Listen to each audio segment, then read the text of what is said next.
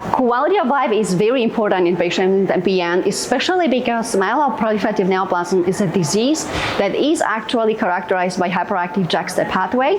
That means that these patients come with a lot of inflammatory symptoms. It's a symptom-driven disease, so even the therapy decision based on controlling the symptoms in the spleen, to my knowledge, is actually the first disease that the therapy has been approved based on improvements in symptom size and spleen as a standard response criteria.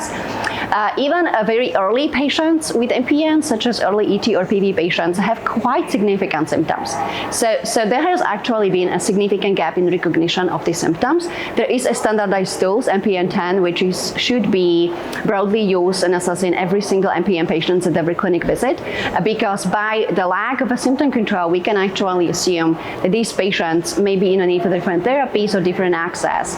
So I do believe that patient-driven responses and safeties and questionnaires are really, really important and crucial for assessment of disease response. And until we actually move into more sophisticated response criteria, such as survival in these patients, I think we really have to be consistent with assessing the symptoms and developing new therapies that will improve on the symptoms assessments and symptoms questionnaires. Because patients have, for example, available therapies that exist in patients with myelofibrosis. However, a lot of them, despite it, will be quite symptomatic.